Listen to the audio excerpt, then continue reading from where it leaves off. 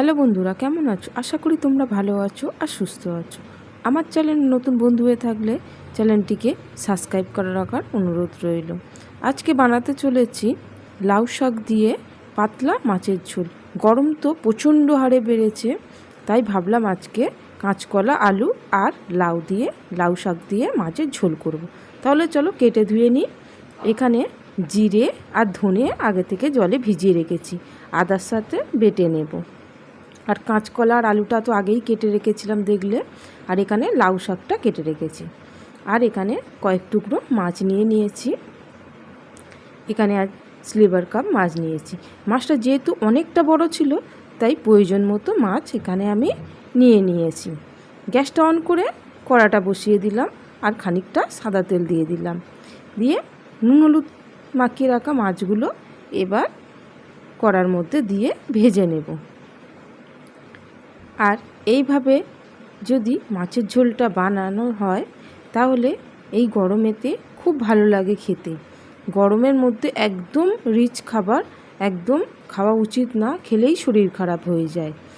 তাই পাতলা করে যত হালকা পাতলা রান্না করবে তত শরীর স্বাস্থ্য ভালো থাকবে।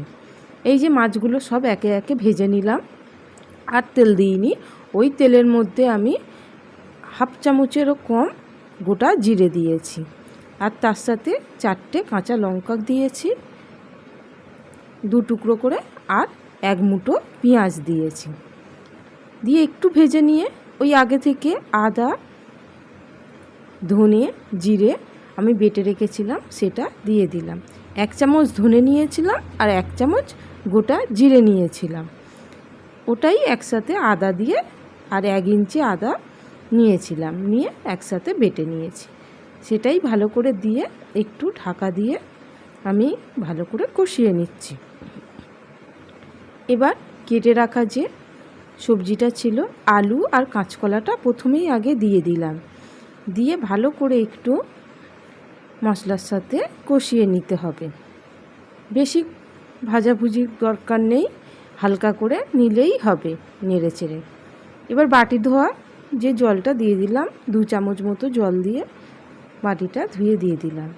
এবার পরিমাণ মতো লবণ আর 1 চামচ, ছোটো চামচের 1 চামচ হলুদ গুঁড়ো দিলাম।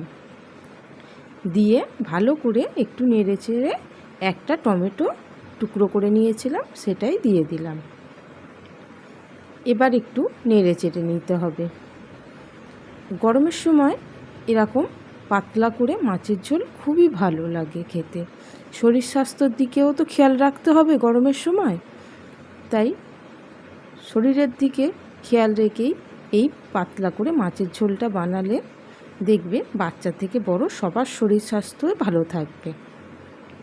এবার লাউ শাকটা দিয়ে খানিকক্ষণ একটু নেড়ে চেড়ে নিয়েছিলাম, নিয়ে এবার পরিমাণ মতো জল দিয়ে দিলাম। এবার একটু বলক ফুটে এলেই আমি চাপা দিয়ে দেব। ওই 10 মিনিটের জন্যেই চাপা দেব, গ্যাসটা মিডিয়ামে দিয়ে। এবার একটু নেড়ে চেড়ে দেখে নিচ্ছি, দেখো আলুটা সিদ্ধ হয়েছে কিনা। এই যে সুন্দরভাবে নরম হয়ে গেছে। এবার আমি মাছের টুকরোগুলো দিয়ে দিচ্ছি। যেহেতু অনেক বড় মাছ, ওই জন্যে আমি এখানে কয়েক টুকরো নিয়েছি আর কয়েক টুকরো আমি ফ্রিজে রেখে দিয়েছি পরে রান্না করব বলে। গরমের সময় একদম বাসি খাবার একদম তোমরা খাবে না আর কাউকে খেতেও দেবে না। বাড়ির বাসি খাবার খেলে কি হয়, শরীরটা খুবই খারাপ হয় গরমের সময়।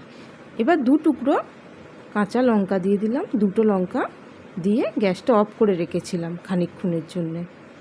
এই যে দেখো কতটা সুন্দর হয়েছে মাছের ঝোলের তরকারিটা। আশা করি বন্ধুরা তোমাদের খুবই ভালো লেগেছে, আর প্লিজ এইভাবে বানিয়ে বাড়িতে খেয়ে দেখো আর আমাকে কমেন্ট করে জানিও কেমন লাগলো। আশা করি তোমাদেরও ভালো লাগবে। অন্য ভিডিও নিয়ে আবার দেখা হবে।